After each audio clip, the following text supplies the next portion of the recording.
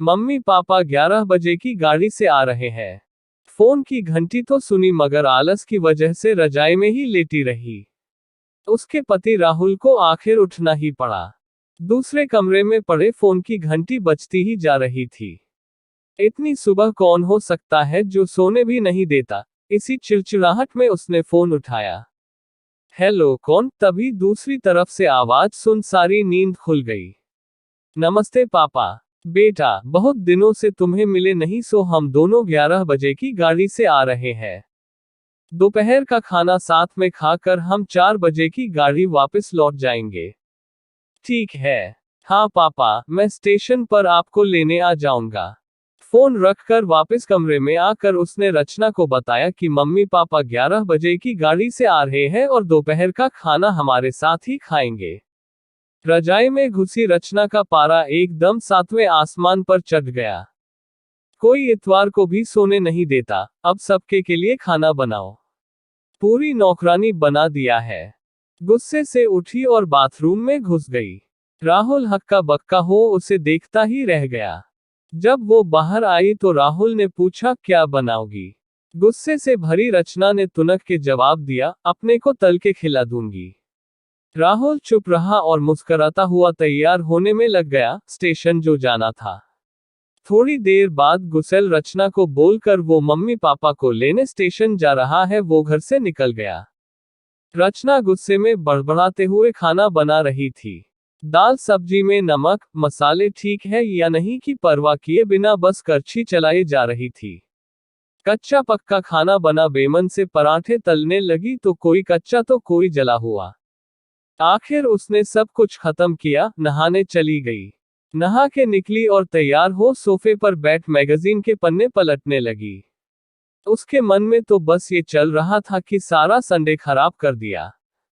बस अब तो आए, खाएं और वापस जाएं। थोड़ी देर में घर की घंटी बजी तो बड़े बेमन से उठी और दरवाजा खोला। दरवाजा खुलते ही उसकी आंखें हैरानी से फटी की फटी रह गई और मुंह से एक शब्द भी नहीं निकल सका।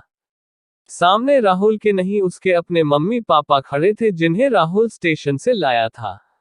मम्मी ने आगे बढ़कर उसे झिंझोड़ा, अरे क्या हुआ?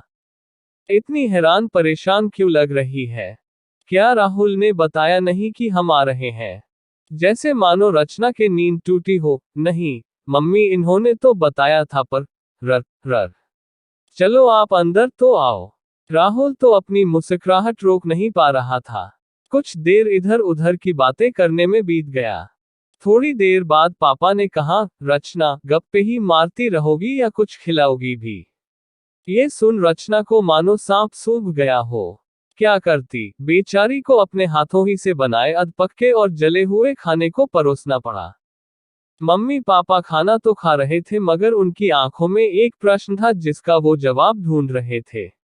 आखिर इतना स्वादिष्ट खाना बनाने वाली उनकी बेटी आज उन्हें कैसा खाना खिला रही है? रचना बस मुंह नीचे किए बैठी खाना खा रही थी। मम्मी पापा से आंख मिलाने की उसकी हिम्मत नहीं हो पा रही थी। खाना खत्म कर सब ड्राइंग रूम में आ बैठे। राहुल कुछ काम है, अभी आता हूं कहकर थोड़ी देर के लिए बाहर निकल गया।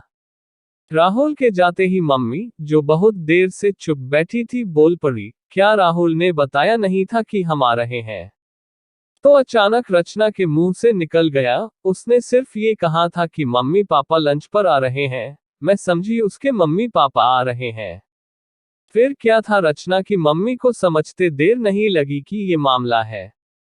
बहुत दुखी मन से उन्होंने रचना को समझाया, बेटी हम हो या उसके मम्मी पापा, तुम्हें तो बराबर का सम्मान करना चाहिए। मम्मी पापा क्या, कोई भी घर आए तो खुशी खुशी अपनी हैसियत के मुताबिक उसकी सेवा करो। बेटी जितना किसी को सम्मान दोगी उतना तुम्हें ही प्यार और इज्जत मिलेगी। जैसे राहुल हमारी इज्जत करता है उसी तरह तुम्हें भी उसके माता पिता और संबंधियों की इज्जत करनी चाहिए। रिश्ता कोई भी हो, हमारा या उसका, कभी फर्क नहीं करना। रचना की आंखों में आंसू आ गए और अपने को शर्मिंदा महसूस कर उसने मम्मी को वचन दिया कि आज के बाद फिर ऐसा कभी नहीं होगा।